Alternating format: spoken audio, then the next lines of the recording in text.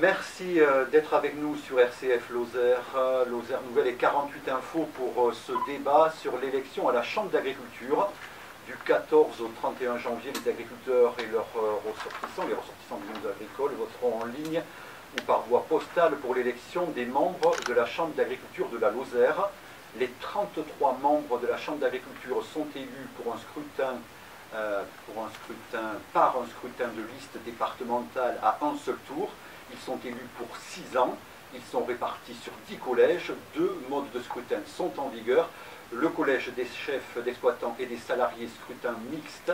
La liste majoritaire obtient la moitié des sièges et les sièges restants sont répartis à la représentation proportionnelle suivant la règle du plus fort reste.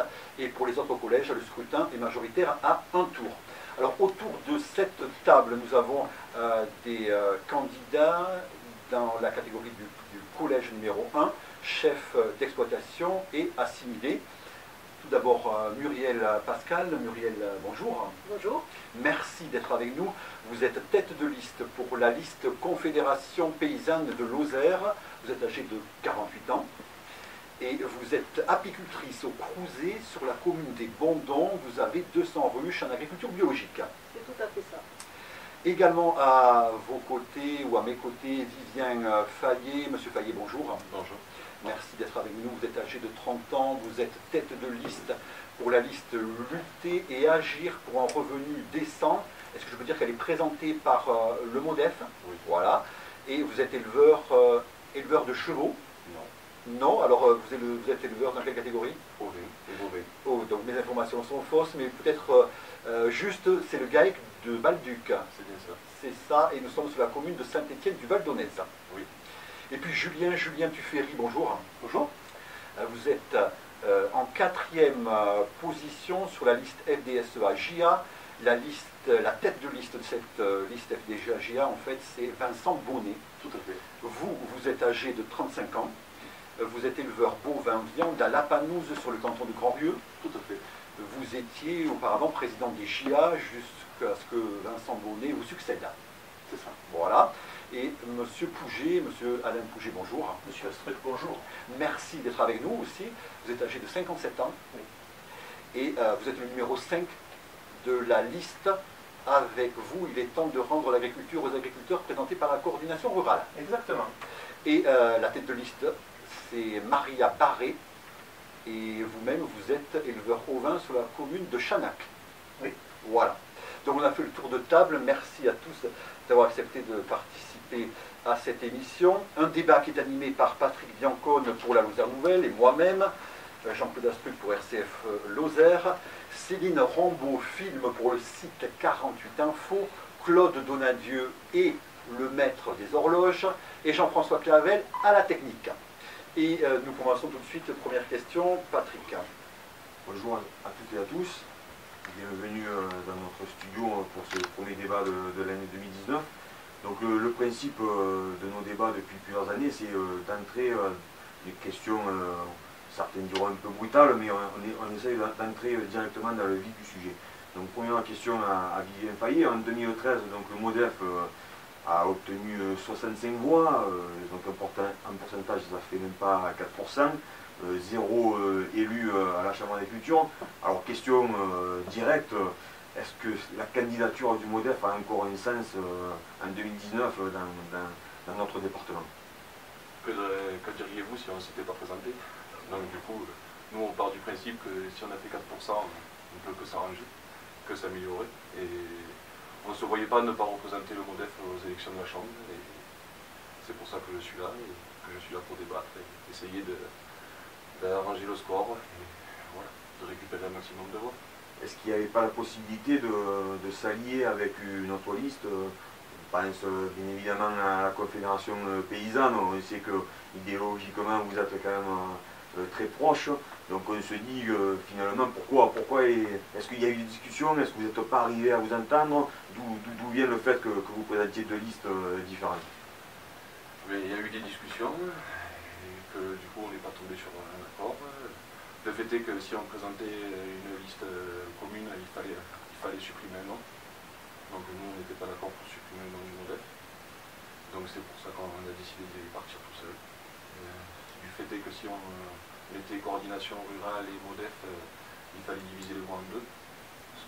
Confédération paysanne, pardon. Lapsus révélateur.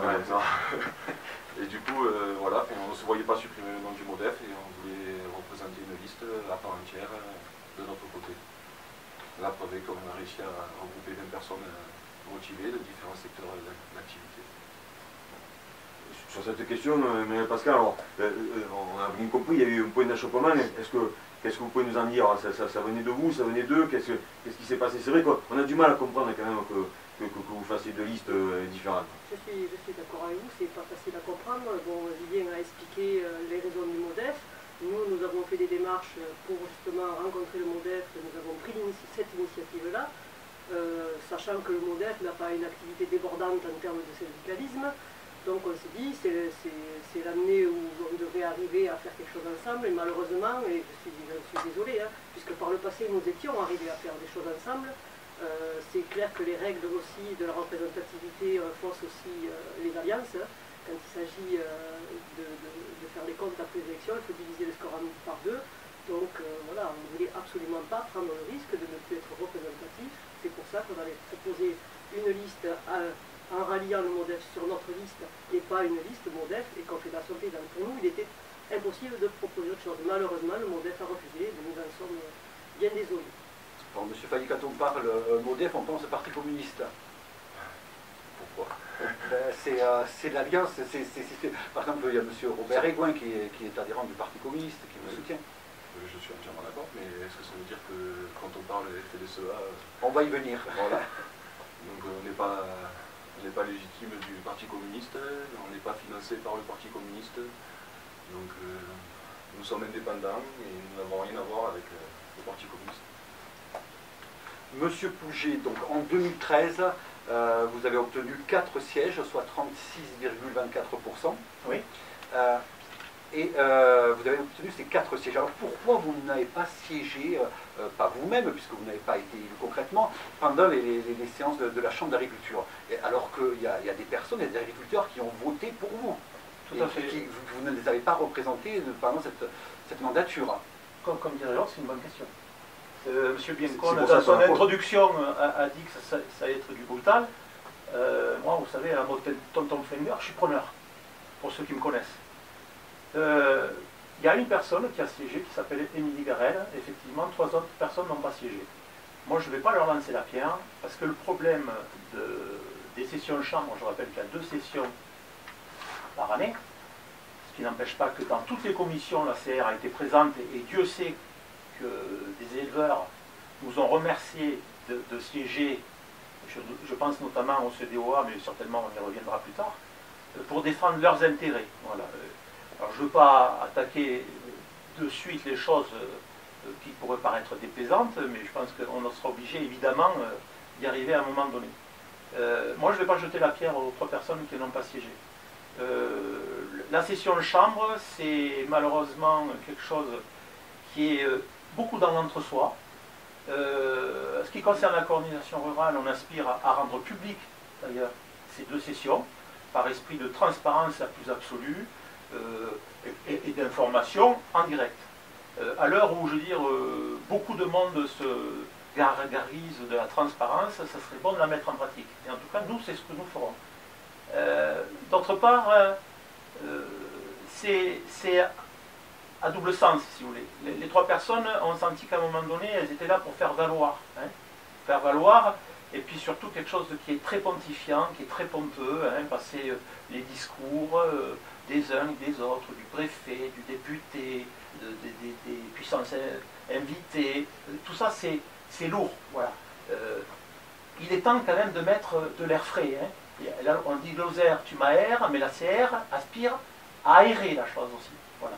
Donc j'espère que j'ai pu répondre, en tout cas en partie, à votre question, et surtout pour vous dire que nous, on n'a pas vocation à être des spectateurs. Voilà. Nous, on se positionne dans ces élections comme étant des acteurs. Aussi, sachant faire des propositions. Voilà. Il est bien clair qu'avec ce mode de scrutin, eh bien, toute la puissance vient évidemment à celui qui conquiert la Chambre, et que les autres sont pas du tout associés évidemment aux décisions. Là-dessus, la CR se singularisera également. Ça veut dire que du moment que vous remportez des élections chambres, vous représentez tous les agriculteurs du département, toutes tendances confondues. Même pour ceux d'ailleurs, il ne faut pas l'oublier, il y a des éleveurs qui ne sont pas encartés, qui sont absolument libres de faire ce qu'ils veulent. Mais il est dommageable que dans ce moment où on vit des crises à répétition, qu'il y ait encore une vieille pratique, malgré des jeunes intervenants, où on voit quelque chose qui perdure depuis bien trop longtemps, où on a là une famille syndicale qui a la même mise. Voilà, c'est complètement hégémonique à tous les niveaux. Voilà. Donc nous aspirons, partant d'un principe qui est tout à fait basique. C'est-à-dire que comme on n'aime pas vraiment que ce genre de pratique nous soit appliqué, on se voit mal appliquer le même procédé. Voilà. Alors de manière intelligente et constructive, je pense qu'on peut associer dans des réunions de travail, on peut même associer au bureau des gens qui n'ont pas été, qui n'ont pas remporté les élections. Voilà. Parce que il faut savoir faire aussi le tri, mais je pense que tout un chacun est à respecter, voilà, dans son approche.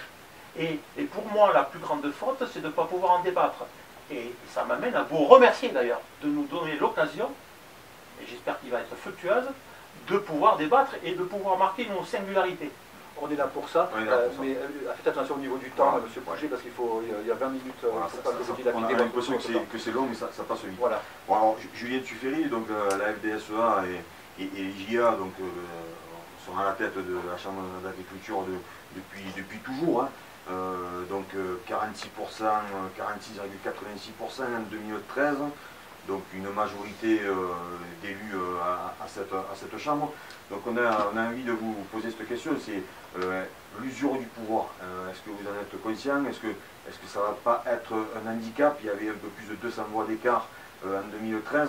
Comment vous voyez en 2019 et cette usure du pouvoir, est-ce que ça ne va pas vous jouer des tours?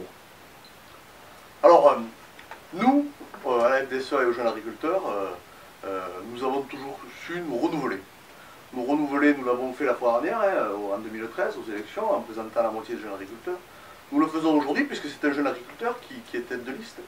Je crois qu'on a toujours su nous renouveler, et ça, c'est le travail que font les jeunes agriculteurs et la FDSEA dans l'intérêt de l'agriculture. Alors, l'usure du pouvoir, certes, c'est usant d'être à l'œuvre, parce que c'est fatigant, c'est plus facile d'être spectateur qu'acteur, mais néanmoins, c'est pas pour ça qu'on ne continuera pas. Notre objectif est quand même de persévérer et surtout d'augmenter notre score, et c'est là notre objectif. Alors, Alain Pouget l'a abordé un point précis que peut-être nos auditeurs vont avoir du mal à comprendre, et donc c'est pour ça qu'il faut leur expliquer. Les sessions de la Chambre d'agriculture ont été, j'allais dire, ont toujours été publiques, en tout cas ouvertes à la presse. C'était le cas sous la présidence d'André Mirman et ses prédécesseurs. Et Christine Valentin a marqué une rupture dès son élection en interdisant à la presse d'être présente au début des sessions. On a été invité uniquement dans les parties thématiques. À titre personnel, je l'ai souvent regretté. Donc qu'est-ce que vous pouvez dire si jamais la FDSEA et les JA remportent l'élection en 2019? Est-ce qu'on va rester dans cette politique ou est-ce qu'on va revenir à ce que nous avons vécu sous la présidence d'André Mirman? Alors, les sessions à la Chambre d'agriculture sont, dans la plupart des départements, des sessions de travail, et c'est le cas en Lozère. Je crois qu'il y a un temps pour tout. Il y a un temps pour la communication, ce que nous sommes en train de faire aujourd'hui. Je vous remercie de votre invitation. Et puis un temps pour le travail. Et le travail à la Chambre d'agriculture, c'est lors des sessions. Alors certes, ça peut être ennuyant pour certains. Pour nous, ça ne l'est pas forcément. C'est protocolaire, évidemment. C'est une chambre consulaire, hein. C'est pas le comité des fêtes. Je comprends que certains, ça puisse les frustrer, mais c'est ainsi. Après, il y a les comités et les commissions, les comités de travail, où tous les élus sont représentés, n'importe quelle tendance syndicale, du moment où ils sont élus à la Chambre d'agriculture. Alors après, pour ce qui est de savoir combien il y a d'élus à la Chambre d'agriculture, s'il est majoritaire du premier, etc., c'est pas le fait de la FDSEA et des JA. Il y a un moment, il y a des règles, nous les respectons, et si nous gagnons, nous les respecterons, si nous perdons, nous les respecterons aussi. Il faut suivre ce que veulent les électeurs. Muriel Pascal, vous, en 2013, vous avez obtenu un siège, 327 voix, 13,10%. Vous siégez, vous, par contre, à cette assemblée. Vous êtes régulièrement présente. Hein. Oui, j'ai mis un point d'honneur à siéger. Par respect pour les gens qui ont voté pour nous, puisque quand même, il faut aussi dire que c'est important d'aller les représenter. Alors l'exercice, je rejoins là ce que dit mon collègue Alain Pouget, il est horrible, hein. C'est un exercice qui est, pour ma part, je pense, antidémocratique, hein, puisque là, je ne pense pas que le lieu de la Chambre d'agriculture soit un espace très démocratique. On y sert souvent des grands discours, on y passe beaucoup de temps à essayer de comprendre un budget qui est tellement complexe que je mets au défi tout un chacun, même s'il connaît la comptabilité en agriculture, de comprendre grand-chose. Tout est expliqué par masse, donc c'est très complexe et quasiment incompréhensible. Donc passé ce temps-là, il reste à peine quelques moments pour débattre. C'est ce que nous avons écrit dans notre journal, c'est l'émotion.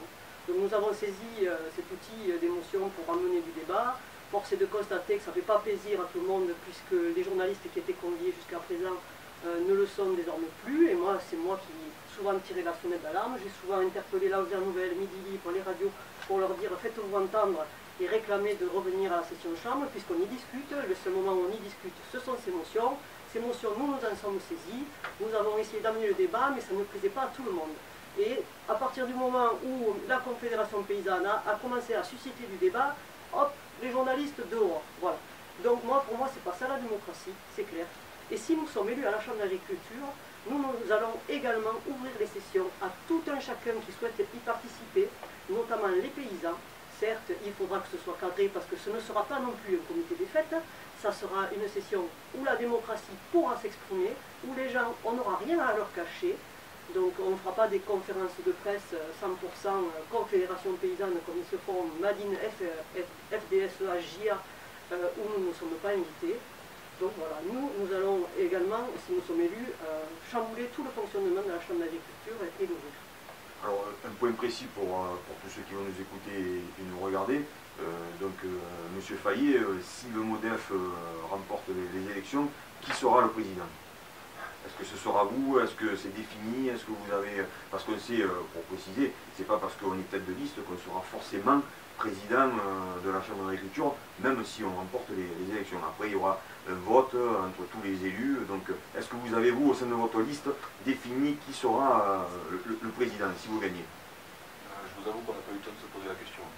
Mais bon, moi, s'il faut que je représente... si on est vraiment élu, je représenterai le MODEF et je prendrai la présidence sans aucun souci. Après, je pense, sans me tromper, qu'on a fait 4%, comme vous l'avez dit, donc voilà. On n'en est pas encore à se poser ces questions-là. On est là pour représenter nos idées déjà, et c'est déjà pas mal. Même question, Alain Pouget, si la coordination rurale remporte ces élections, qui sera le président? Est-ce que vous l'avez défini? Moi, je vais répondre à votre question en vous disant qui ne sera pas président. C'est moi qui ne serai pas président. Voilà. Et je vais vous en donner la raison. Voilà. Le Lozérien est très attaché en fait à une certaine image. L'ACR est aussi attaché à une autre image, c'est celle du renouvellement. Sur notre liste, on a, à part moi qui suis plus âgé, voilà, à 57 ans, moi je suis un ancien jeune. Voilà. Avec la différence que j'ai d'expérience en plus. Ce qui veut dire qu'il y aura certainement quelqu'un de plus jeune, mais vous en conviendrez. Premièrement, il faut faire les choses dans l'ordre, une étape après une autre, et puis les élus se réuniront. En tout cas, je leur tiendrai exactement le même discours que je tiens, puisque du coup vous avez un scoop. Voilà. C'est peut-être important aussi pour pour tout le monde de le savoir. Voilà. Donc, même question à Julien Tuffery. Qui sera président de la Chambre d'agriculture Lozère si la FDSEA et les JA gagnent cette élection? Alors c'est très clair, ça sera Christine Valentin qui sera candidate pour la FDSEA et les jeunes agriculteurs à la présidence de la Chambre d'agriculture. Alors on reprend, puisqu'apparemment on n'a pas repris, 3, 2, 1. Donc c'est Patrick. Donc, même question à Julien Tuffery. qui sera président de la Chambre d'agriculture Lozère si la FDSEA et les JA gagnent cette élection? Christine Valentin, sans aucun doute. D'accord, c'est décidé, c'est acté entre vous. Tout à fait, depuis le début. Depuis le début, ok. Donc, même question pour la Confédération paysanne, Marie-Pascale. Si vous gagnez, qui sera président ou présidente? Ben, je vais répondre que d'abord on va commencer par voir le résultat des élections et puis après on en décidera collectivement. Donc vous n'avez pas, vous, encore... C'est pas une question qui a été franchement abordée, mais ne vous inquiétez pas, on trouvera les compétences pour assurer la présidence si nous remportons les élections. Bon, on va attaquer le premier sujet. On attaque le premier sujet. On fait un bilan tout d'abord, Patrick, rapidement, Monsieur Pouget. Un bilan de ces 6 ans, le travail de cette chambre d'agriculture gérée par la FDSEA et les GIA, apparemment, ça ne nous a pas convenu. Ça ne nous a pas convenu, je dirais plutôt ça ne nous a pas convaincus. Voilà. Il faut bien comprendre que l'enjeu des élections chambres, il est double. Parce qu'on voit trop sur le terrain de gens qui n'ont pas encore compris à quoi servait une chambre, hormis on met de plus en plus une boutique qui offre des prestations de services. Quand je dis offre, c'est au deuxième degré, hein, c'est plutôt humoristique, qui vend de plus en plus de prestations. De prestations dues à l'empilement de contraintes des politiques agricoles qui sont nationales et européennes. Il y a cet aspect, si vous voulez, on fait du développement rural en Lozère, quand on est à la tête d'une chambre, mais au cours des élections, en fait, on compte les voix. On compte les voix pour avoir le maximum de chambres d'agriculture pour peser dans le débat des politiques non seulement nationales, mais surtout européennes, auprès évidemment des gouvernements, quels qu'ils soient. Il y a 2 aspects qui nous gênent dans la mandature donc, qui vient de se terminer, sur le fond et sur la forme. Sur le fond, on a une dérive qui est absolument flagrante au niveau de la recherche à tout prix de prestations de services pour équilibrer, bien entendu, un budget. Voilà. Je conseille, moi, à nos auditeurs d'aller sur le site de la Chambre d'agriculture, consulter toutes les prestations qui sont déclinées. Voilà. Au passage, vous noterez qu'il n'y a aucun prix qui est annoncé en face. Alors, je conseille aux mêmes auditeurs d'aller sur le site de la Chambre d'agriculture de Lot-et-Garonne et vous apercevrez qu'en face des missions, il y a, pour certaines missions, parce que c'est réalisable, il y a un prix qui est affiché. Voilà. Ça s'appelle aussi de la transparence. Autant pour des missions qui nécessitent une intervention différenciée en fonction évidemment de la structure, de la production, on peut comprendre qu'il faille faire un devis. Après, je veux dire, il y a des choses qui sont cadrées, et mettre les tarifs, c'est quand même pas mal. Voilà. Sur le fond, on a une chambre qui n'a fait que décliner les contraintes des politiques. Il est bien évident qu'un syndicat qui se fait élire pour prendre la main sur une chambre se doit de défendre, et je veux dire, tout le monde est clair et net, je veux dire, on a tous des programmes qui sont fort différents, voilà, mais avec une ambition qui est complètement autre que de subir des contraintes administratives imposées. Et nous, bien évidemment, on trouve qu'en fait, la dérive s'est effectuée depuis, mais c'est malheureusement au-delà de la mandature précédente, c'est depuis bien trop longtemps où on avait en son temps suffisamment averti les gens sur le fait qu'on a une chambre d'agriculture qui entretient, n'est-ce pas, à partir de contraintes, une offre de service pour essayer de faire vivre une boutique. Voilà. Nous, ce qu'on souhaite, c'est d'abord qu'on se batte, voilà, et qu'on se batte au niveau national et européen, pour faire en sorte que toutes les contraintes et tout ce millefeuille de contraintes qui se sont empilées, je veux dire, on se batte pour ne pas en arriver là. Parce que la vocation d'une chambre, je suis désolé de le dire, mais c'est ne pas accompagner les contraintes. Non.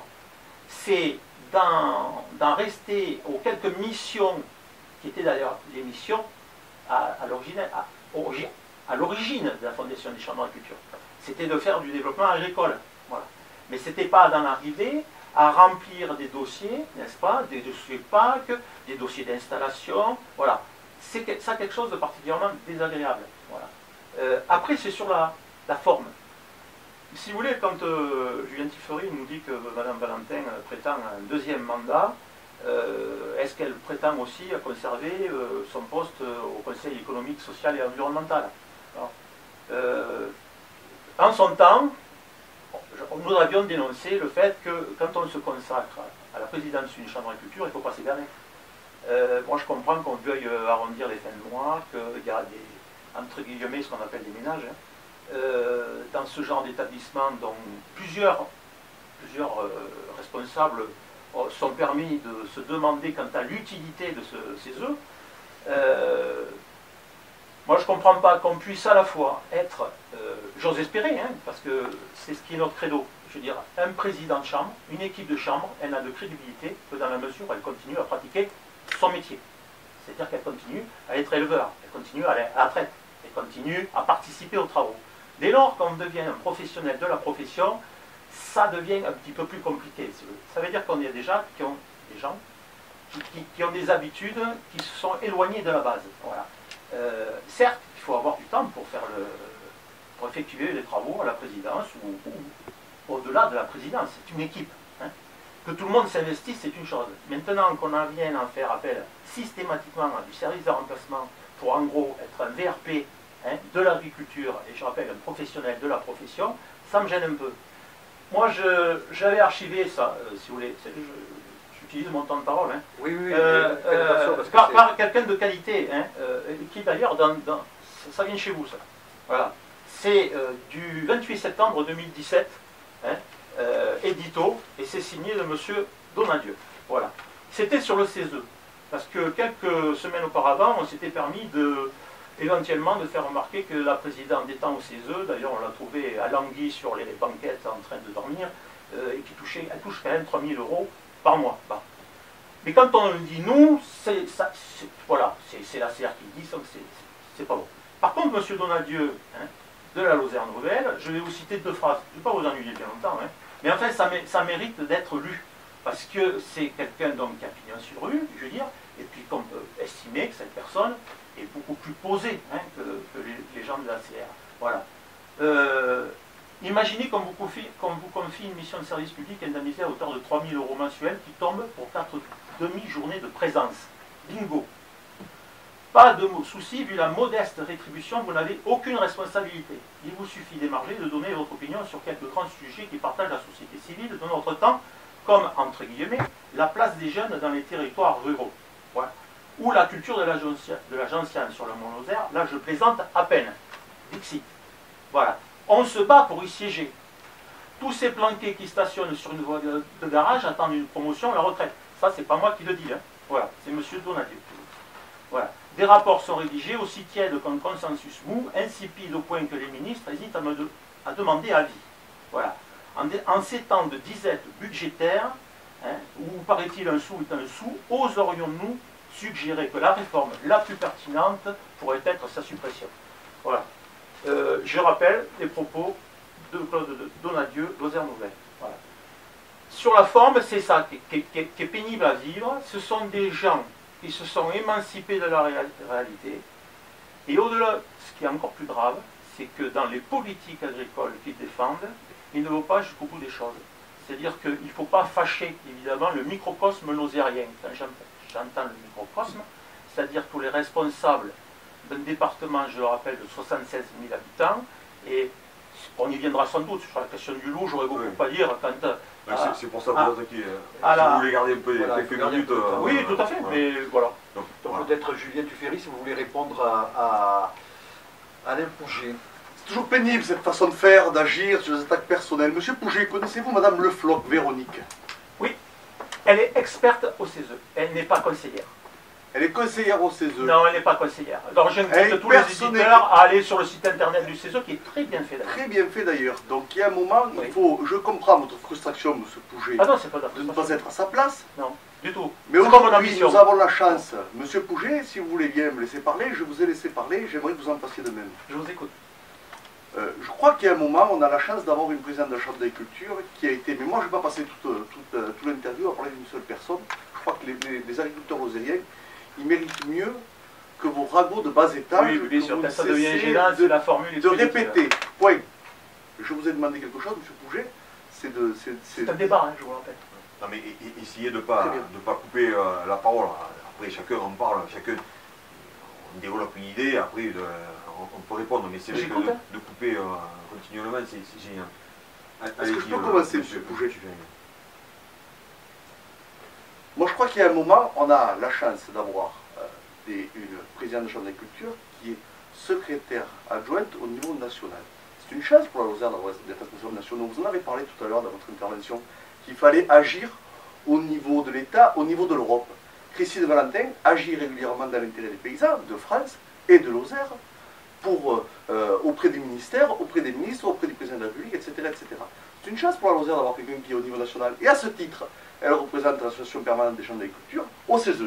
Pour ce qui est des commentaires sur ce qu'elle fait ou non chez elle dans sa ferme, je crois que vous avez, si vous la connaissiez bien, Christine Valentin, vous sauriez qu'elle est au plus près des difficultés et au plus près de sa ferme, et elle est au travail. Bien sûr, quand elle est à la Chambre d'agriculture allemande, elle n'y est pas. Bien sûr, quand elle nous représente à Paris, elle n'y est pas. Mais le reste du temps, elle y est. Et si vous permettez, M. Pouget, j'aimerais qu'on aille un petit peu plus sur le fond des choses, plutôt que sur la forme, parce que je sais que vous êtes fort dans ce genre de choses, mais il y a aussi d'autres sujets, et les paysans de la Lozère, ils aimeraient qu'on s'occupe de leurs problèmes. Je peux répondre rapidement, une phrase, vous savez que vous n'avez pas dû m'entendre, j'ai parlé de deux problèmes, le fond et la forme. Sur la forme, j'ai dit ce que j'avais à dire, et le fond également. Voilà. Mais vous ne m'avez pas répondu sur la question du CESE, bien entendu. On va laisser la parole à M. Fayet. Donc vous, comment vous avez vécu ces 6 ans de cette mandature à la Chambre d'agriculture? Quel bilan vous faites un peu de toutes ces actions au niveau de la Chambre d'agriculture de la Lozère? Déjà, moi j'ai pas la chance d'avoir connu les 6 ans. Ça fait que 2 ans que je suis installé, donc ça va être compliqué de parler des 6, mais bon, sur les 2 années que j'ai fait, moi la Chambre d'agriculture m'a fait des prestations. Et après, je rejoins un peu M. Pouget qui dit que c'est vrai qu'on a toujours tendance à payer, et toujours s'apercevoir qu'on reçoit facture sur facture sur facture, pour finalement pour des gens qu'on voit 1 heure ici, 1 heure là, qu'on voit pas assez. Après sur les problèmes, moi je pense qu'il y a des problèmes qui ne sont pas réglés, et que j'ai l'impression qu'ils ne veulent pas se régler. Je parle déjà pour les apiculteurs, madame en dira plus que moi. Après, nous sur les problèmes sanitaires et d'élevage, j'ai l'impression qu'on ne nous aide pas assez, qu'on ne cherche pas à faire du conseil, qu'on cherche à nous vendre une prestation qu'on n'a pas besoin. Voilà. Mireille Pascal aussi, sur ces 6 ans, bon, vous, on l'a compris, vous siégez à cette Chambre d'agriculture dans l'opposition, forcément, mais quel bilan vous dressez de ces 6 ans? Alors le bilan, moi je l'ai partiellement abordé déjà, je ne vais pas répéter ce que j'ai déjà dit. Par contre, voilà, moi ce qui m'a beaucoup gêné, c'est que Christine Valentin, qui est présidente de la Chambre d'agriculture, n'a pas démissionné de son mandat syndical.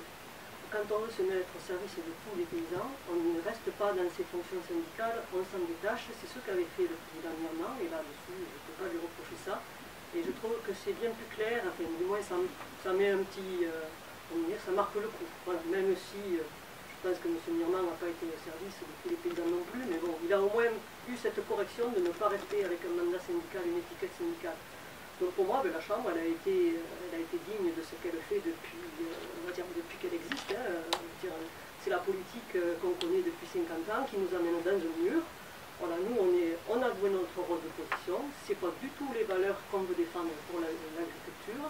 Si on devait faire du développement, bien sûr qu'on ne ferait pas du tout la même chose que ce qui se pratique à la Chambre d'agriculture, mais par contre, on se mettra au service de tout le monde. Et s'il y a des gens qui veulent travailler dans un sens, eh bien, on respectera leur choix. Et ce n'est pas le cas des personnes qui ont gouverné la Chambre d'agriculture depuis des décennies. Je suis désolée, ils ne sont pas au service de tout le monde. Il y a des productions qui sont complètement délaissées. Laisse-moi terminer, Julien. Tu râles qu'on ne te laisse pas parler, laisse-moi parler. Se mettre au service de toutes les productions, il y a des productions qui sont complètement délaissées, certes elles ne sont pas majoritaires, mais ce n'est pas pour autant qu'on doit les délaisser. Ensuite, faire du développement pour amener les gens dans un modèle agricole qui a montré ses limites.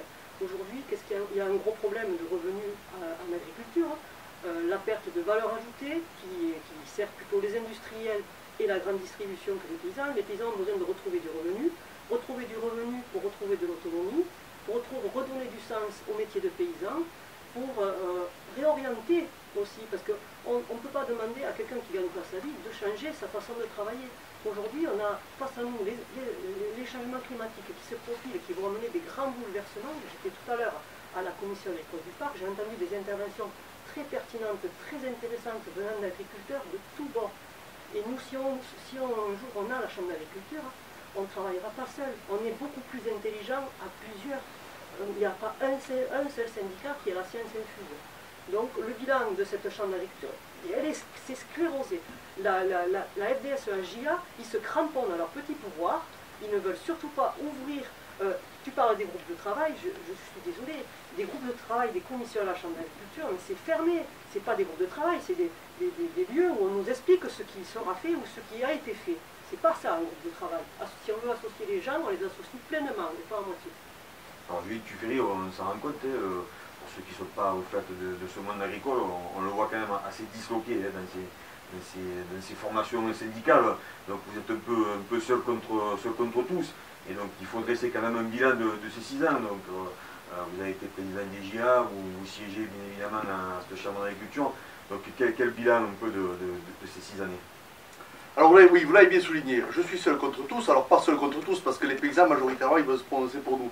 Donc je suis seul contre tous dans la salle, mais dans la réalité des campagnes c'est pas tout à fait ça. Les paysans sont derrière nous et nous sommes avec eux. En partie. Oui, mais c'est sûr, monsieur Pouget, nous verrons le 7 février. Oui, en partie, oui. Si monsieur Pouget voulait bien, une fois de plus. Ouais, c'est vrai, bon, voilà. Allez. Mais il faut que ça soit vivant. Oui. C'est pas le Oui, mais pauvre pas petit nounours, je veux dire, systématiquement. il pète le feu, il est jeune et il a l'avenir devant lui, Oui, donc ça va, il va s'en sortir. Il a l'habitude de ces Merci débats, monsieur il a Pouget de me l'habitude dire que je pète le feu, je vous souhaite la même chose monsieur Pouget, de péter le feu, mais je vois que c'est le cas. Donc du coup, effectivement, ça, je crois que le mandat, il a été difficile d'un point de vue dont personne n'a parlé, c'est du point de vue financier, vous l'avez répété, etc. Alors, 2 choses importantes. La première, c'est que, vous avez dit, la Chambre d'agriculture facture, etc.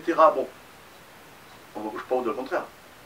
La Lozère, et ça c'est un fait, la Chambre d'agriculture de Lozère, et Muriel Pascal, qui est une assidue des sessions, le sait très bien, 1 million d'euros, ça c'est la recette des impôts au niveau de la Chambre d'agriculture. C'est la plus petite impôt de France. Les chambres d'agriculture se financent par des impôts et par des subventions et des prestations. Il y a des chambres d'agriculture qui sont subventionnées, comme celle qu'a cité M. Pouget, par une grande partie par des impôts, puisque l'agriculture est plus riche que la nôtre. Bon, nous à Lozère, nous avons le plus petit impôt. 1 million d'euros sur 5 millions d'euros de budget. Il faut bien trouver les 4 millions d'euros, c'est vrai. À côté de ça, le gouvernement précédent, le gouvernement de M. Hollande, nous a fait un prélèvement sur le fonds de roulement. Qu'est-ce que le fonds de roulement pour le commun des mortels? Le fonds de roulement, c'est le bas de laine, c'est le compte chèque, voilà, pour le faire un peu vite, c'est par là. Donc, le gouvernement, en plein milieu de notre mandat, nous a dit, nous allons vous prendre 1 100 000 euros sur votre compte chèque. Donc, difficulté financière. Nous avions des déficits, nous les avons aujourd'hui résorbés grâce à un effort important de nos salariés, diminution des charges de structure, diminution des emplois d'encadrement, une politique volontariste qui a été menée, et puis après la qualité des services. Et je crois qu'il y a un moment, il faut dire les choses et pas dire des candidatons, la réalité des choses. La Chambre d'agriculture est engagée dans une démarche de vérification, la DQS, démarche qualité des services, certifiée par un organisme indépendant qui s'appelle l'AFNOR. Nous faisons des enquêtes chaque année, et elles sont publiques, si vous les avez, ou je peux vous les fournir. Les agriculteurs lozériens, qu'est-ce qu'ils disent des prestations de la Chambre d'agriculture? Entre 82 et 95% des agriculteurs sont très satisfaits des prestations de la Chambre d'agriculture. Je ne dis pas qu'il n'y a pas du travail, je ne dis pas que nous sommes parfaits, je ne le dis pas. Je ne dis pas que c'est pas cher, je ne dis pas que c'est pas cher. Mais il y a un moment, la réalité c'est qu'on fait du bon boulot. Et on est référent dans la Lozère, mais aussi on est référent ailleurs. À Haute-Loire, le contrôle au vin lait, qui le fait? Qui aide? La Lozère. Dans le Gard, le contrôle bovin viande, contrôle de croissance, qui le fait? La Lozère. Donc on n'est peut-être pas très bon, mais enfin les autres ils nous appellent. Si on était les derniers, je ne crois pas qu'ils nous appellent. Julien Tuffery, vous parlez du déficit de la Chambre d'agriculture. Le déficit existe 5 années sur 6, sauf l'année des élections. C'est ce que dit la coordination rurale. Eh bien, elle dit un mensonge une fois de plus. C'est pas le premier. C'est pas le premier parce qu'on en lit des pleines pages. Dire des mensonges, ça peut arriver à tout un chacun. Les écrire, c'est un peu plus compliqué. Bon, effectivement, la Chambre d'agriculture, on a eu des périodes en déficit, alors des déficits qui étaient largement compensés, puisque je vous ai rappelé tout à l'heure que nous avions de l'argent en fonds de roulement, en réserve. Nos prédécesseurs avaient géré les finances de façon, un bon père de famille, et nous avions des réserves. Nous les avons un peu moins. Nous avons été obligés d'équilibrer le résultat. Nous l'avons équilibré. C'était une volonté de début de mandat d'équilibrer. D'ici là, on s'était donné la durée du mandat pour équilibrer les comptes. C'était notre projet stratégique, c'était très clair. Mais nous avons réussi, heureusement, à l'équilibrer sur les 2 dernières années. Sur les 2 dernières années, et non pas une. Mais s'ils étaient présents, ils l'auraient su. Rapidement, monsieur Pouget. Oui, parce que là, bon, je veux bien entendre tout. Hein. Bon, mais par contre, il ne faut pas quand même pousser mes mains dans les orties. Hein. Voilà. Ce que monsieur, évidemment, Tuffery oublie de dire, c'est qu'il y a eu la dissolution du SUAM, le service d'utilité agricole de montagne méditerranéenne et d'élevage, qui a été une aubaine, hein, qui a été une belle opportunité pour renflouer la boutique à hauteur de 180 000 € en 2017. Voilà. Ça aide un peu, 180 000 €. Est-ce que c'est vrai? Alors, voyons. Oui, mais donc nous ne mentons pas. Voilà, effectivement, par un curieux hasard, et surtout une sacrée aubaine, voilà, vous arrivez à équilibrer le budget. Voilà. Par contre, je veux dire, autant quand on est jeune, on peut avoir de l'allant, mais il faut savoir raison garder. Parce que l'expérience montre que l'avenir, des fois, réserve des surprises. Et pas toujours agréables. Nous le verrons le 7 février, M. Pouget. Moi, ce que je peux vous dire, c'est que c'était notre objectif d'équilibrer les finances. Nous avons réussi. Les écritures comptables, si vos collègues avaient été assidus, elles sont un peu plus complexes que la dissolution du SUAM. Je vous rappelle que le SUAM a été repris dans la Chambre régionale de l'agriculture et que c'est un petit peu plus compliqué que ce que vous semblez dire. Muriel Pascal, juste pour conclure sur le déficit. Oui, on va essayer de sortir de ce débat, on va dire, purement comptable. Parce que, bon, je veux quand même dire que j'ai quand même souvenir de la mandature précédente qui avait fait ce fameux Madeleine, mais j'ai aussi souvenir des articles dithyrambiques dans les journaux locaux concernant les problèmes financiers récurrents de la Chambre d'agriculture. C'était systématique. Chaque fois qu'on parlait de la Chambre d'agriculture avant la mandature actuelle, hein, on parlait de déficit, on pleurait. En attendant, on s'aperçoit au bout du compte qu'il y a un gros Madeleine, et bien sûr l'État il y a tapé dedans parce que ça s'est fait. C'est pas logique qu'on gère une chambre tout à fait comme ça. Moi, pour moi, on n'est pas là pour faire des économies. On est là pour équilibrer le budget. Et on n'est pas là. Par contre, moi, j'entends systématiquement pleurer. C'est pénible. Les choses, elles sont réelles. On a un déficit, on n'en a pas. Et on est d'accord, mais on n'en a pas. Des déficits ont été créés. À croire que si, dans les budgets prévisionnels, systématiquement, on crée des déficits pour essayer d'aller chercher un peu plus d'argent. C'est un passe-temps. Et grosso modo, je pense que le temps de travail de la Chambre, il est consacré en grande partie à ça. De toute façon, les sessions en Chambre, c'est ça, c'est imbuvable. Donc, on passe son temps à pleurer. Bon, moi j'espère que c'est pas là le débat. Le débat, il est qu'est-ce qu'on fait de l'argent? Comment on oriente l'agriculture dans notre département grâce à un budget tel que celui de la Chambre d'agriculture? Là, il est le débat.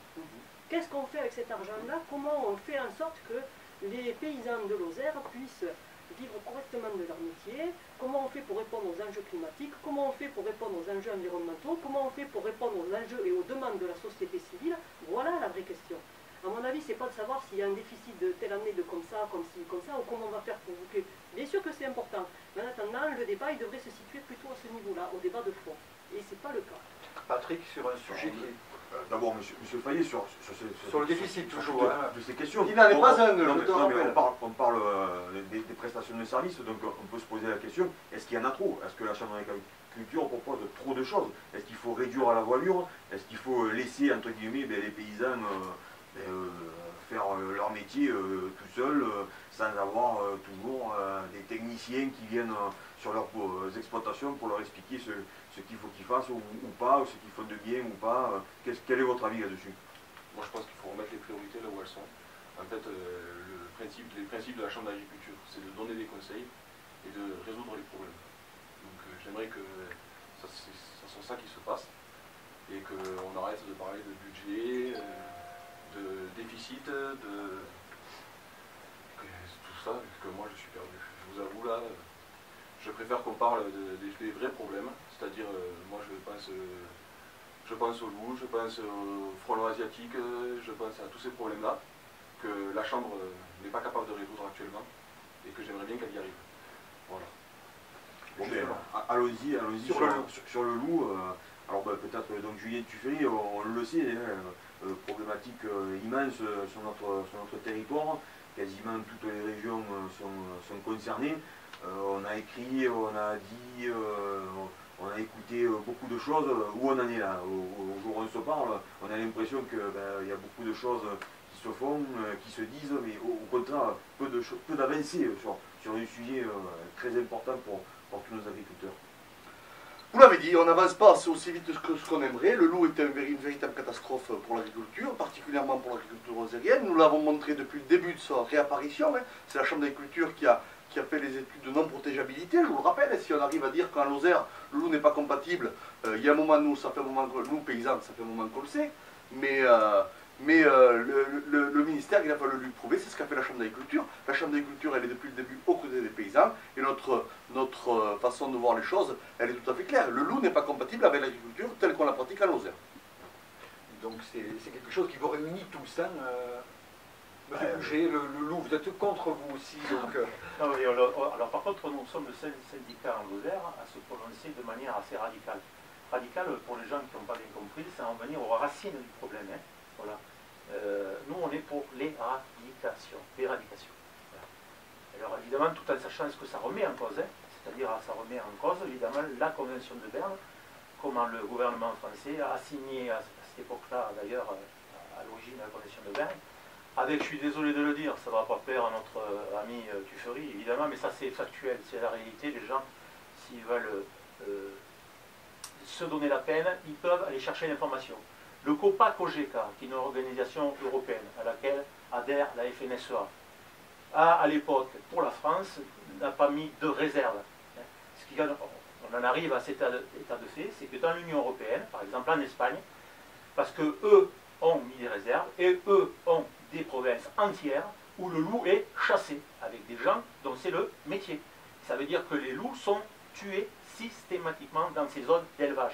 Là où il n'y a pas de zone d'élevage, parce que je vous signale qu'on entend la petite idée récurrente que de l'autre côté des Pyrénées, il n'y a pas de prédation et compagnie. Il faut savoir que nos amis espagnols, ils ont un mode de production beaucoup moins extensif de l'autre côté des Pyrénées, et en fait les troupeaux sont déjà confinés. Voilà.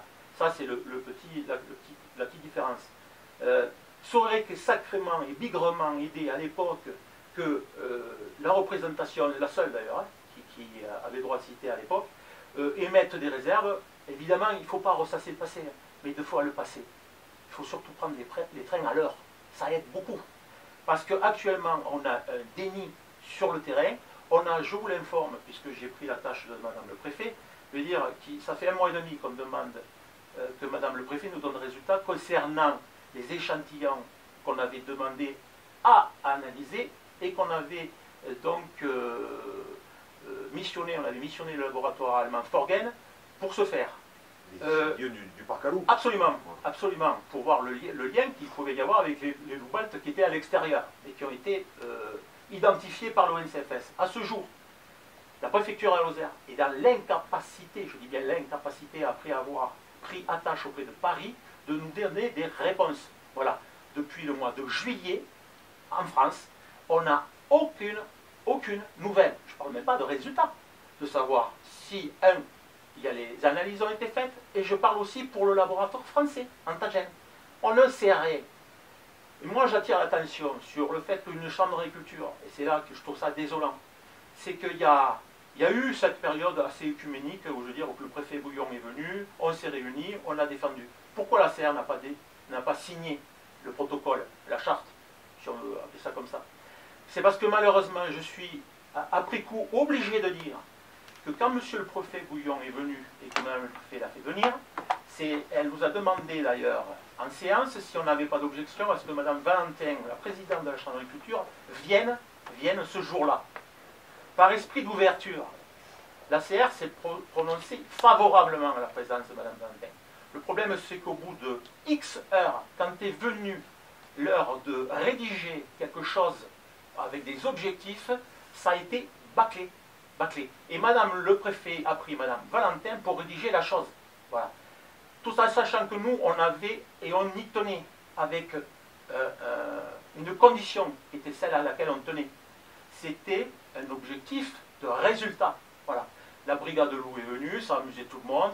À ce jour, en Lozère, 0 loup tué. C'est catastrophique. Oui, Pascal, donc Alain Pouget et Juliette Tuvet ont abordé, il y a eu une action commune entre tous les syndicats. Alors on n'a pas compris, il y avait la Confédération paysanne de l'Aveyron, mais pas celle de Lozère. Là c'est vrai que ça a été pour nous, qui sommes extérieurs au monde agricole, des observateurs, très compliqué de comprendre votre position. Donc vous êtes pour le loup en Lozère? Pas du tout, non, ça c'est de la provocation. C'est ce qu'essaie de faire croire à beaucoup de gens, mais ça c'est bien dommage. Notre position, la position sur le loup, elle ne peut pas être simpliste. C'est un sujet très complexe. Donc déjà je tiens à préciser que contrairement à la coordination rurale, nous on n'est pas pour l'éradication, déjà c'est même très utopiste on va dire de dire ça. Parce qu'aujourd'hui, vu le nombre de loups qu'il y a présent, à moins d'ériger des frontières à la Donald Trump autour de la Lozère, des murs de béton ou en ferraille, je ne sais quoi, je ne vois pas comment le loup il s'empêcherait de venir sur notre territoire. Il est là, il est présent et il pose de gros soucis et des gros stress aux éleveurs, ça c'est un fait. Donc il faut prendre des mesures en conséquence, faire baisser la pression de prédation et qu'elle soit supportable, et je dis ça, c'est pas pour dire que ça peut être supportable, mais aller vers le zéro prédation, ça c'est clair. Et pour ça, nous on préconise que la brigade anti-loup soit présente sur le Massif central, qui est une réelle brigade anti-loup dédiée au Massif central, et bien sûr que les quotas de prélèvement soient adaptés au territoire. Ce n'est pas le cas. On raisonne à l'échelle nationale, et ça c'est pas normal. Donc il faut raisonner par territoire et adapter en fonction de ce qui se passe sur le territoire en termes de prédation. Pour répondre à la question de la manifestation qui a eu lieu, vous avez bien noté que la Confédération paysanne n'était pas là, la Confédération d'Aveyron, des paysans d'Aveyron était venue assister à cette manifestation. Nous sommes une confédération, nous ne sommes pas un système fédéral avec un système pyramidal où les ordres arrivent d'en haut et ça descend en bas, et en bas on obtempère et on exécute. Non. Chaque département a sa liberté de pensée et d'action. Donc pour nous, c'était à l'époque du fameux arrêté qui a été pris par Madame la préfète, qui a mené à la révision du classement en cercle 1, en cercle 2. Et nous avons été fortement opposés à cette révision et à ce classement en cercle 2 sur la totalité du département, parce qu'on savait pertinemment que ça excluait de toutes les aides au gardiennage et les aides de clôture, les paysans qui en avaient besoin pour se prémunir des attaques de loups. On sait bien que ces aides ne sont pas non plus la panacée, qu'elles ne résolvent pas tous les problèmes, mais on sait aussi que ce sont des aides qui sont nécessaires à enlever du stress, à enlever de la pression, parce que même si elles ne réduisent pas le nombre d'attaques, ces aides, ces mesures permettent de réduire le nombre de victimes. Donc, tant qu'on peut, même si les mesures ne sont pas parfaites, utilisons le peu d'outils qu'on a à notre disposition. Voilà, nous n'avons pas participé à cette manifestation parce que nous étions contre le fait de classer. D'ailleurs, les copains aveyronnais sont revenus un peu sur leur position, hein, je vous l'annonce aussi. Donc on a demandé à la préfète de revoir son arrêté et on a obtenu gain de cause puisqu'on a agi à la justice pour faire casser l'arrêté. Et nous avons retrouvé des classements en cercle 1 et les paysans ont pu retrouver les aides aux clôtures et au gardiennage. Donc voilà, ça nous semblait quand même très important de maintenir ces dispositifs sur le territoire, notamment sur les zones où ils étaient déjà actifs. Alors donc vous, M. Fayet, en tant que jeune éleveur, le Val d'Onez, on sait qu'il y a eu des photos du loup dans votre secteur, magnifiques photos d'ailleurs. Donc quelle est un peu votre position sur ce sujet fondamental pour l'élevage aux Lausanne? Nous on est déjà pour former les agriculteurs et nous on suit le mouvement, donc on aimerait que la brigade anti-loup soit en permanence sur le département de la Lozère pour déjà savoir où on en est, savoir la population. On nous donne des estimations mais on ne nous a jamais donné des chiffres concrets. Après, nous ce qu'on aimerait c'est qu'on aimerait former les agriculteurs en fait au tir de défense, qu'au moins qu'ils aient la possibilité quand ils se fassent attaquer devant eux de pouvoir tirer dessus. Ça serait déjà une moindre mesure il me semble, plutôt que d'avoir peur de tirer dessus et d'aller en prison. Au moins déjà qu'ils aient le droit de défendre leur troupeau. Après, si on veut sauver le pastoralisme, de toute façon il faudra bien passer par là. Donc on n'est pas contre le loup, mais on n'est pas pro non plus. On est pour rester dans la moyenne, que les chiffres, que ne pas dépasser un seuil, que que les loups qui ont le droit d'être abattus soient abattus, et le droit de défense surtout. Et nous passons à un autre thème qui concerne l'installation des jeunes agriculteurs. Quelques chiffres avant tout, d'après la Chambre régionale d'agriculture Occitanie 2016. Et Muriel remarque que je lis un document effectivement de la Confédération qui est très intéressant. Mais les chiffres sont vrais. De toute façon, les chiffres sont indiscutables. En Lozère, 106 installations pour 139 départs à la retraite, soit un taux de remplacement de 76%. La Lozère a perdu 166 chefs d'exploitation depuis 2013, soit une baisse de près de 5% en 6 ans. Julien, ces chiffres sont imparables. Alors les chiffres, je ne sais pas s'ils sont imparables, je ne les ai pas vérifiés, je n'ai pas eu le temps. Mais je crois plus à ces chiffres-là qu'à certains autres chiffres, alors on va dire qu'ils sont imparables. Ce qu'on peut dire sur l'installation en Lozère et le taux de renouvellement des générations, c'est que la Lozère, alors certes on perd 5% de paysans en 6 ans, vous l'avez dit, bon, mais nous sommes un des départements qui résiste le mieux, ça c'est une réalité. Quand on voit aujourd'hui la dynamique qu'on a dans les écoles d'agriculture, nous avons des écoles d'agriculture de grande qualité à Lozère. Nous avons 2, 3, 4, plusieurs écoles d'agriculture de grande qualité qui font le plein. Ce n'est pas arrivé depuis des dizaines et des dizaines d'années. C'est une chance. Nous devons nous retrousser les manches, c'est ce que nous faisons aux jeunes agriculteurs, pour trouver un avenir, déjà être dynamique, positif, et trouver un avenir à ces paysans. C'est ce que nous nous efforçons de faire. Et nous sommes présents, puisque je vous rappelle que l'installation a été déléguée aux régions, il y a quelques années, au comité régional d'installation et de transmission. Alors, pour palabrer, pour dire tout ce qui va et tout ce qui ne va pas, il y a beaucoup de monde, mais pour travailler à trouver des solutions pour l'agriculture et pour les jeunes et pour la Lozère, on est parfois un petit peu moins. Et je ne regarde personne.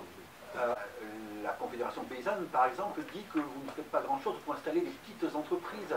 Si je me souviens bien, c'est bien ça. Vous avez écrit où? Enfin, c'est le cas. Est-ce que vous installez... Non, c'est pas tout à fait ça. Je crois qu'on installe tous les jeunes qui veulent s'installer à condition que leur projet soit viable. Alors effectivement, on peut toujours discuter du business plan, comment on le calcule, etc., sur les marges, etc. Bon, toujours est-il que si on est un chef d'entreprise et les paysans sont des chefs d'entreprise, il faut qu'on fasse un business plan, qu'on regarde un petit peu comment ça va se passer au mieux possible. Je ne dis pas qu'on est Madame Irma, on ne prédit pas tout. Mais en tout cas, il faut essayer. Je crois qu'on est plutôt bon de ce point de vue-là. Nous avons des très bons techniciens à la Chambre d'agriculture qui accompagnent au mieux les paysans. Je ne dis pas qu'il n'y a pas de progrès à faire. Nous avons toujours des progrès à faire. Celui qui dit qu'il n'a pas de progrès à faire, c'est qu'il a perdu. Donc on essayera de s'arranger au maximum quand il y aura des difficultés. Mais on a la chance d'avoir beaucoup de jeunes qui ont le goût. Alors aidons-les au maximum, soyons positifs et on y va. Et on installe des jeunes en Lozère. Et pour l'instant, cette méthode-là, elle a plutôt bien réussi. Oui, on peut demander à Alain Pouget, donc il nous l'a dit, 57 ans, la retraite approche. Donc est-ce que vous avez... C'est pas une finalité non plus. Non, mais d'accord, mais est-ce que on imagine, vous pensez déjà à l'après sur votre exploitation?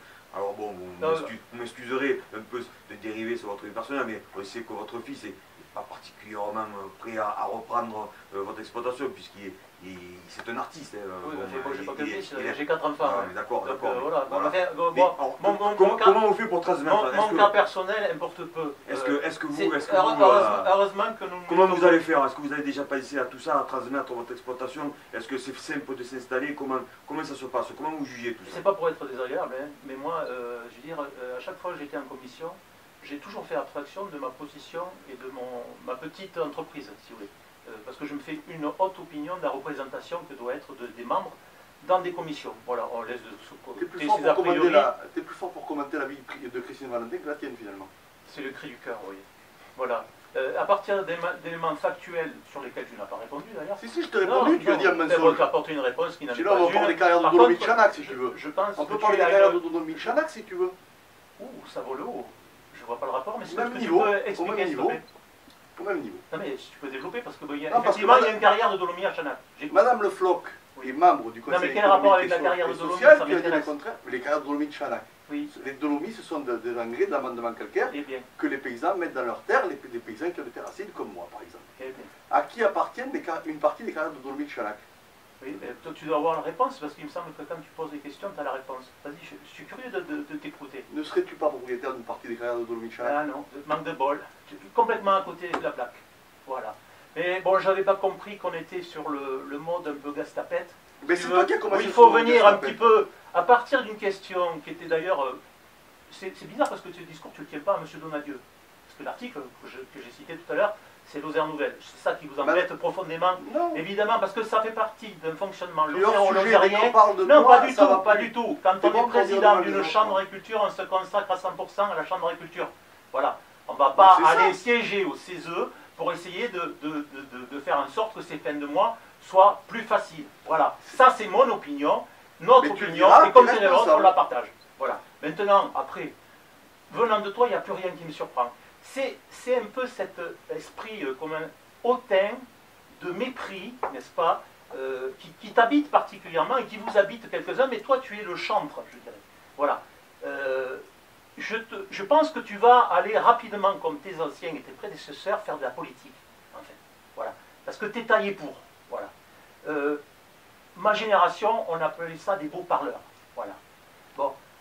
Quand c'est que sur la forme, si vous voulez, et la méthode Coué, je veux dire, on est les meilleurs et les autres, ils sont pas bons, ça devient un point détestable. Voilà. En toute amitié, hein, bien entendu. J'ai pas d'amitié. Vous avec m'aviez toi, moi. posé une question, je ne sais Oui. pas ce que vous avez répondu.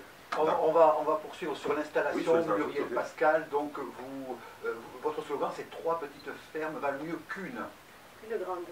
Oui, tout à fait. Un slogan qu'on a utilisé il y a déjà pas mal d'années. mais qui est et toujours valable. Hein. Toujours valable à notre avis. Oui, la Lozère perd des exploitations chaque année. C'est le problème du renouvellement. On ne peut pas parler d'installation si on ne parle pas de transmission également. Le sujet de la transmission va être primordial dans les années à venir. Et nous pensons qu'il n'est pas pris à bras le corps par nos élus actuels à la Chambre d'agriculture, même si on sait qu'ils vont faire du repérage et essayent de faire de l'accompagnement. En attendant, nous on pense qu'il faut vraiment mettre des bouchées triples, pas doubles, triples sur la transmission.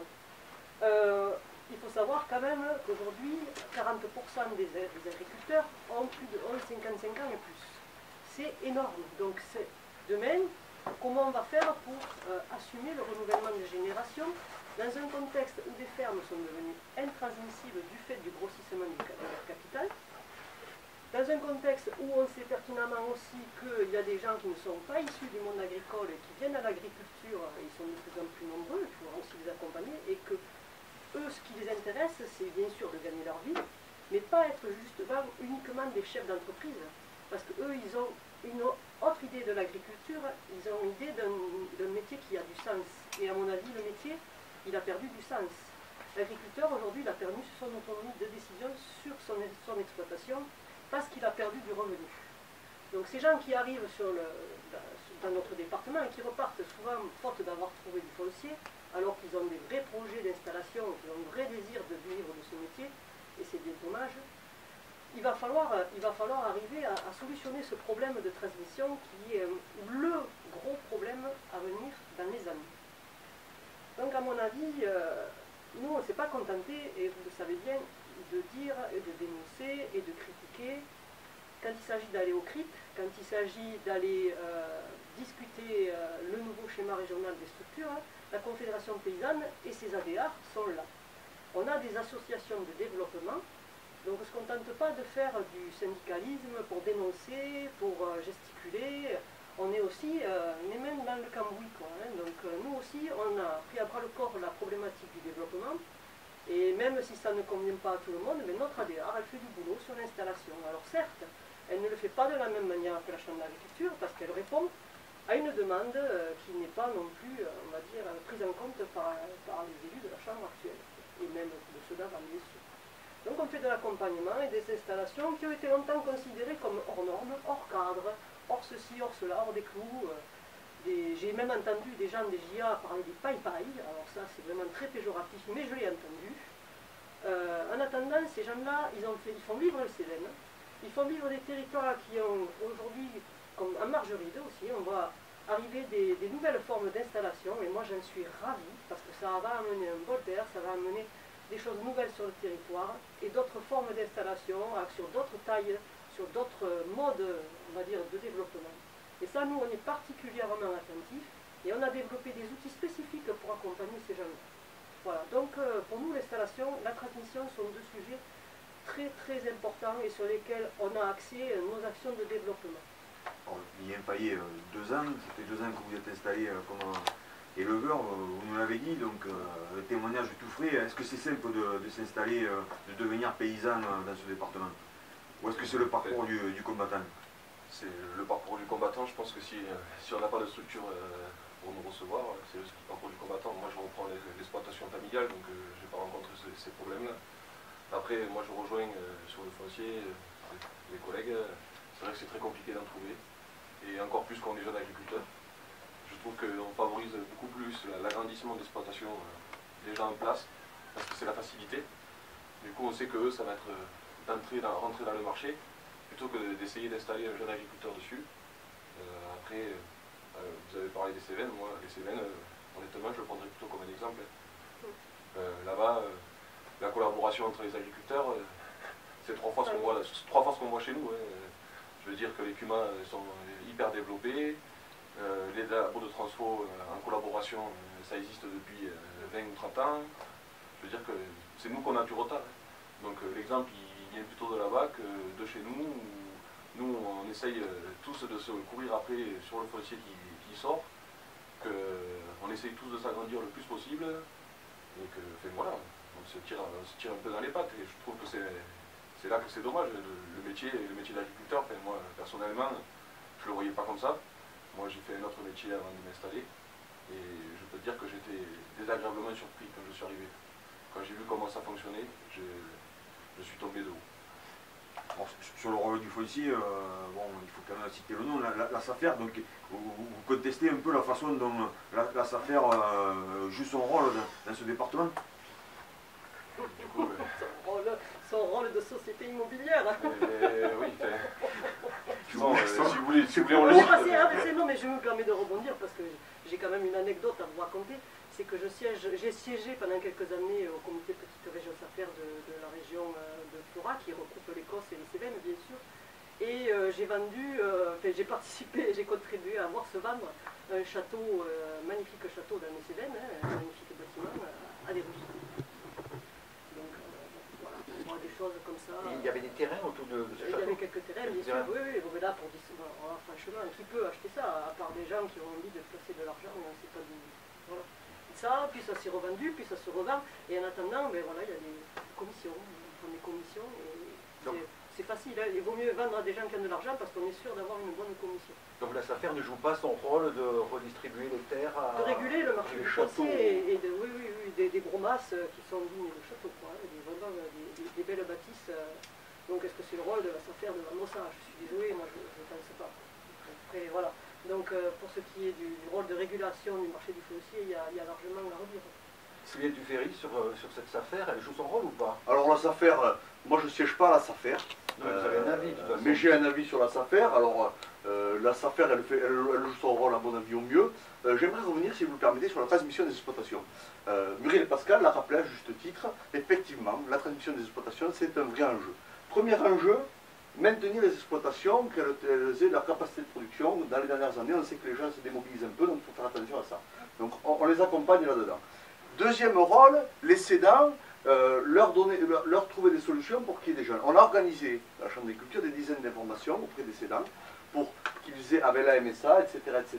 Ça, c'est du travail qu'on a fait, pour les informer sur la suite qu'ils peuvent donner à leur exploitation, comment ils peuvent installer des jeunes, etc., etc., etc. Nous tenons à la Chambre d'agriculture le répertoire départemental de l'installation, et qui peut permettre aux cédants et aux futurs installés de se rapprocher. Donc je crois qu'on a fait tout un travail. On a aujourd'hui des cédants qui doivent donner leur exploitation. Encore faut-il qu'ils aient une retraite décente, et nous y travaillons aussi.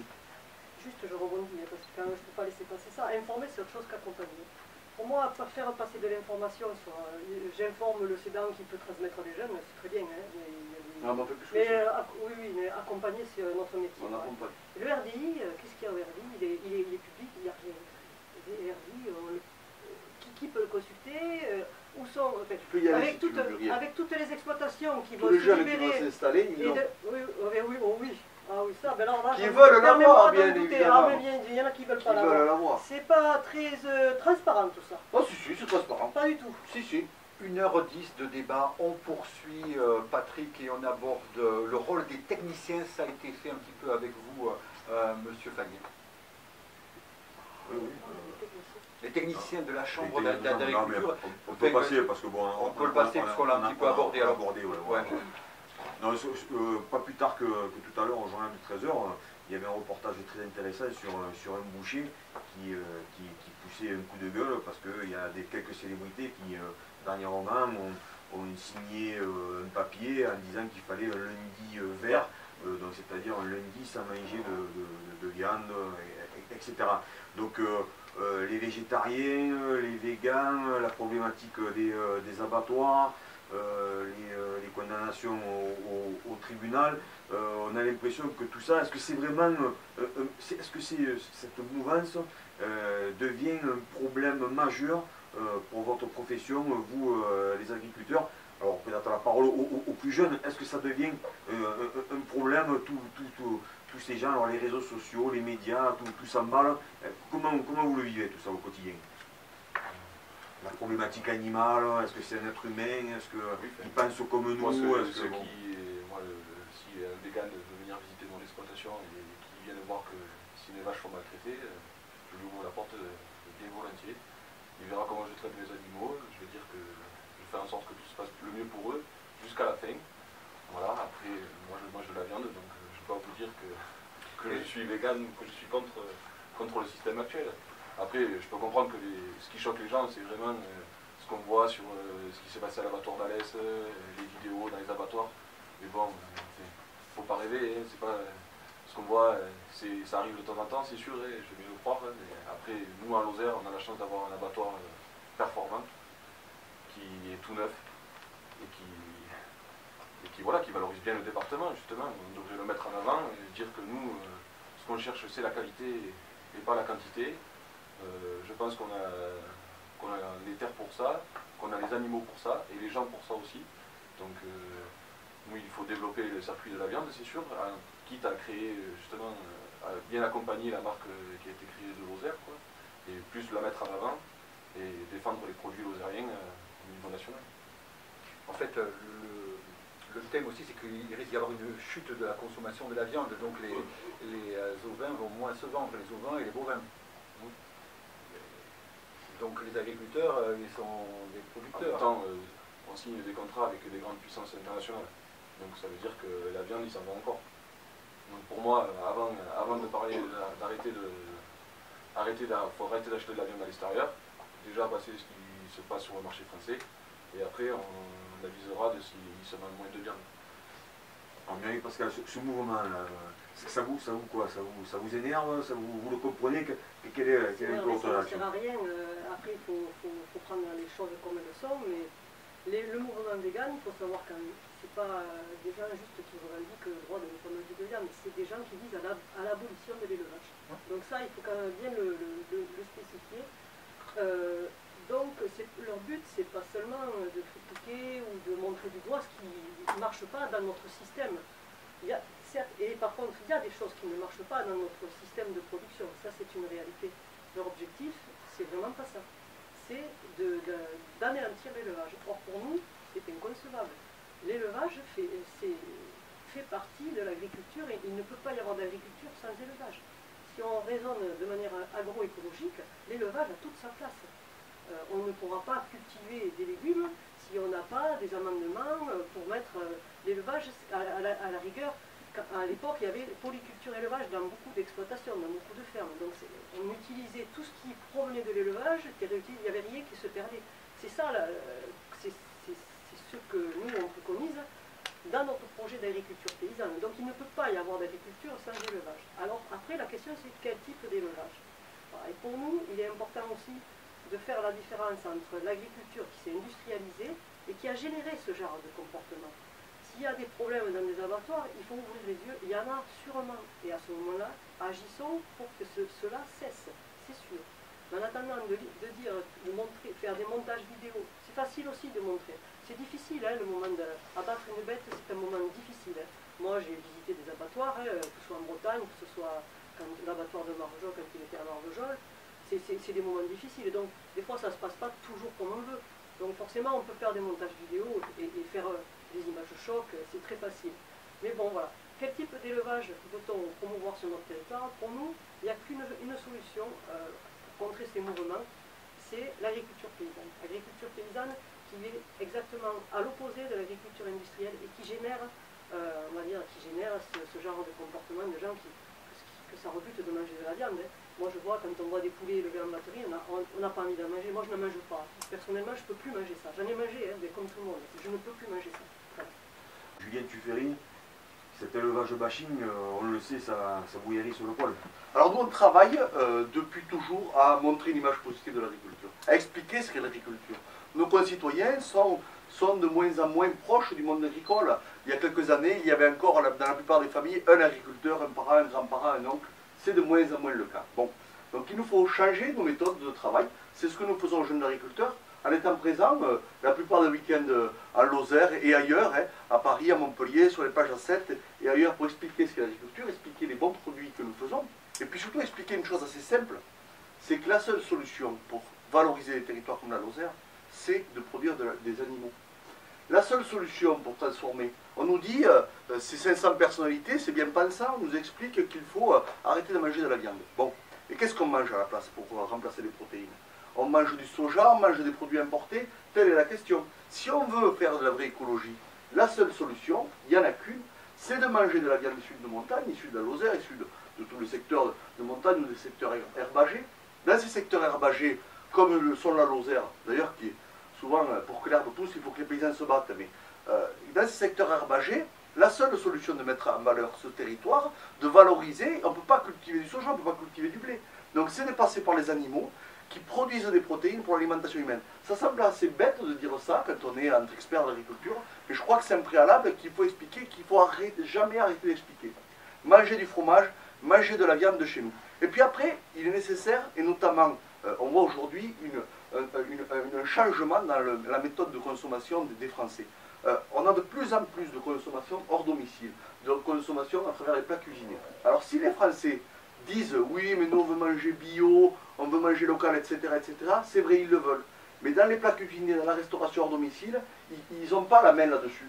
Et c'est beaucoup plus compliqué. Et donc il faut qu'on arrive, et c'est ce que nous faisons, à aller vers ces restaurateurs, à aller vers ces grossistes pour leur dire vous pouvez, avec notre viande de qualité, pour un prix qui n'est pas forcément en guerre plus cher, fabriquer des produits pour les Français, pour la restauration hors domicile.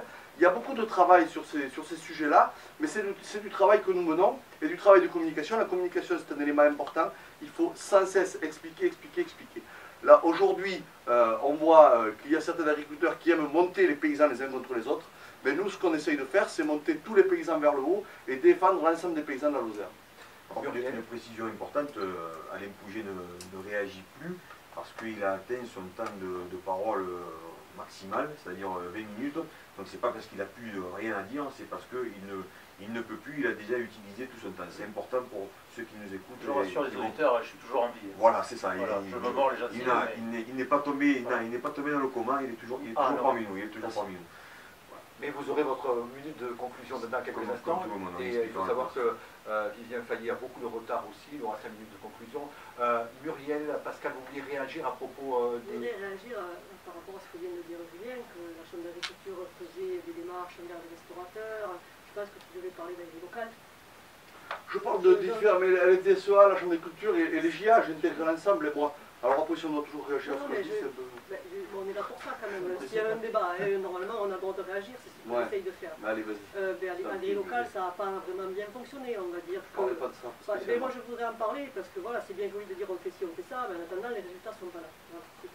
Voilà, rappelez-nous, Julien Guéry. Alors moi je dis pas, il faut être bien clair, moi je dis pas qu'on a réussi tout ce qu'on a entrepris. Je dis juste qu'on a essayé. Se tromper, ça peut arriver. Et c'est pas parce qu'on n'a pas réussi un jour que le lendemain, c'est pas possible. Il y a un moment, il faut arrêter de croire qu'on a la science infuse, que la FNSEA et les jeunes agriculteurs... Mais on a toujours pu travailler ensemble. Si, on t'a toujours laissé la parole et chaque fois que tu es venu en commission à la Chambre... Oui, laisser la parole, c'est obligé quand même. Oui. De là à travailler ensemble, il ne faut jamais dire qu'on a muselé personne, on a muselé personne. Muselé, non, travailler ensemble. Disons la vérité, oui, mais c'est important que les gens comprennent qu'en comité et à la session, nous n'avons jamais muselé personne et la Confédération paysanne était assidue. Vous avez muselé la presse. Non, on n'a pas muselé la presse, on a muselé personne. Vous avez muselé la presse. Pas du tout. Pas du droit d'assister aux sessions. Mais oui, mais c'est pas. C'est que vous avez bien des choses à vous reprocher ou à cacher. Non, mais Muriel, je te coupe tout de suite parce que les sessions des chambres d'agriculture départementales n'a aucun cas, dans aucun cas l'obligation d'être publique. Et la plupart du temps, si tu peux me laisser finir, elles ne le sont pas. Effectivement, en Lozère, passé un moment, Si on elles était l'étaient. plus, elles le sauront. Eh bien, si elles le sont, ça fait partie des... Et vous pourrez y assister. Eh bien, avec c'est tout très le bien, monde, mais- et on vous donnera la parole aussi. Eh bien, je prendrai la parole si tu es élu, comme tu l'as prise pendant que nous étions élus. Absolument. On lance un appel d'ailleurs à Christine Valentin si elle est réélue. Elle aurait pu Nous, en venir tant avec que, toi, enfin, ça moi me personnellement, en tant que journaliste, ouvrez-moi la porte des sessions dès le départ. J'y viendrai comme j'y suis venu auparavant. On est obligé d'arrêter, on s'était fixé 1h30 de débat. Alors, les temps de parole sont à peu près les mêmes, sauf pour Vivien Fayet, mais il ne nous en voudra pas, il est jeune dans cet exercice, il fera mieux la prochaine fois. Donc maintenant, 1 minute de conclusion pour tout le monde, et on commence par l'ordre du tirage au sort, donc par Vivien Fayet, 1 minute pour conclure, pourquoi inciter les gens à voter pour vous. Donc nous, le MODEF, on a décidé d'être présent aux élections de la Chambre d'agriculture, donc du coup, c'est vrai qu'on a... C'est dommage qu'on n'ait pas réussi à trouver un accord avec la Confédération. Bon. Depuis toujours, donc, on a été favorable à l'expression syndicale. On a toujours demandé une élection à la proportionnelle intégrale. Lorsque ce fut le cas, nous avons eu des élus à la Chambre d'agriculture. Donc tout ce qu'on espère, c'est que cette année, si on obtient le pourcentage adéquat, qu'on ait au moins un siège pour représenter le MODEF à la Chambre d'agriculture. Nous, ce qu'on veut défendre, c'est surtout des prix planchers pour les agriculteurs qui couvrent au minima la production, des circuits courts qui mettent en relation directe les producteurs et les consommateurs. Et je finirai sur dire que l'agriculture, il faut que ça soit un monde d'entraide et qu'il faut tous se réunir au sein de la Chambre. Voilà. Merci à M. Fayet. Alors le deuxième intervenant, c'est pour conclure Alain Pouget. Oui, merci M. Astruc. Mon message, il est à l'adresse de tous les éleveurs et éleveuses de Lozère et de toute cette population qui est amenée à voter et à se prononcer donc pour ces élections. Si vous estimez qu'à un moment donné la mission a été remplie par ceux qui ont occupé le poste précédemment, ne vous posez pas la question, vous votez d'un seul bloc. Comme j'ai cru comprendre que sur le terrain, personne n'était satisfait de la situation, je rappelle une chose, c'est que ceux qui sont en poste défendent des politiques nationales européennes qui nous ont menés dans le mur. Voilà. On a très peu parlé des prix, de la défense des prix. La CR est à l'initiative et l'initiatrice de prix, de la défense de prix rémunérateurs. Voilà. Actuellement embarqués après les états généraux d'alimentation pour le moment qui n'ont strictement rien donné, et qui ne donneront rien, même s'il y a les ordonnances qui ont été produites, il faut absolument que nous emportions ces élections. Et je le rappelle sur la forme, toutes les sensibilités seront associées, les journalistes également. Voilà. Juste un dernier mot qui va déplaire évidemment, M. Tuffery. S'il vous plaît, vous jeunes agriculteurs, plus particulièrement, ne vous laissez pas embobiner pendant... Cet été, on s'est battu contre le loup. La FNSEA, pendant qu'on se battait contre le loup, a signé un partenariat avec WWF, Association environnementaliste, au mois de juin 2018. Donc les mêmes qui nous assassinent, si vous voulez, à un moment donné, il faut choisir son camp. Merci.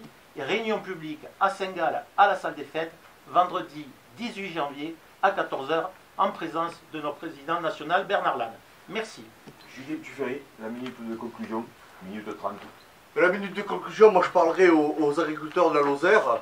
Je crois qu'on les côtoie, et je les côtoie, et nous, notre liste, nos membres les côtoient toute l'année. Nous sommes au plus près d'eux en permanence, sur les manifestations d'élevage que nous organisons, sur les festivités, pour promouvoir l'agriculture. Promouvoir l'agriculture, c'est bien pour avoir une image positive, hein. On entend bien que le pessimisme fait partie de certains. Nous, on est plutôt dans l'optimisme. Regardez loin devant.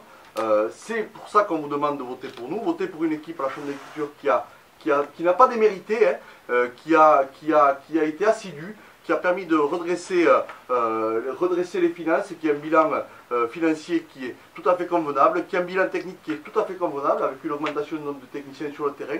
Votez pour une équipe assidue, votez pour une équipe dynamique. Votez pour une équipe qui représente l'ensemble des territoires de la Lozère, et puis votez pour une équipe qui représente l'ensemble des productions près de la Lozère.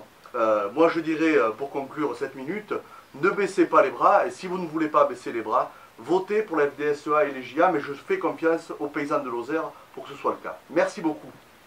Merci, Muriel Pascal. C'est à vous. Moi, j'ai un message qui s'adresse bien sûr à toutes les paysannes et tous les paysans de Lozère, qu'on soit éleveurs ou pas. Et je leur dirai, vous avez le choix. Soit vous continuez avec le modèle actuel qui conduit à l'endettement, à l'industrialisation, à l'agrandissement, au désert rural, aux maladies professionnelles, à la mondialisation et à la compétition. Ou vous avez le choix, vous allez voter pour nous qui sommes porteurs d'un projet qui a du sens, le sens de l'agriculture paysanne. Pour le revenu, parce que le revenu c'est quand même la première des conditions pour pouvoir travailler sereinement chez soi, pour l'agriculture paysanne, pour l'installation, pour un territoire vivant, pour la biodiversité, pour la souveraineté alimentaire, on l'oublie trop souvent avec ces histoires d'accords de libre-échange, pour la coopération et pour la solidarité. Donc moi je vous encourage à voter pour un syndicat représentatif, et je dis ça a toute son importance, donc pour la Confédération paysanne. Muriel Pascal, Alain Pouget, Julien Tuffery, Vivien Fayet, merci à tous et à toutes d'avoir participé à ce débat. Merci également à toute l'équipe qui a permis la réalisation de ce débat qui a été dynamique, qui s'est finalement assez bien tenu et qui est intéressant, je suppose, pour tous les agriculteurs qui vont voter pour cette élection. Merci à tous et à très bientôt pour un nouveau débat. Merci à vous. Merci. Merci.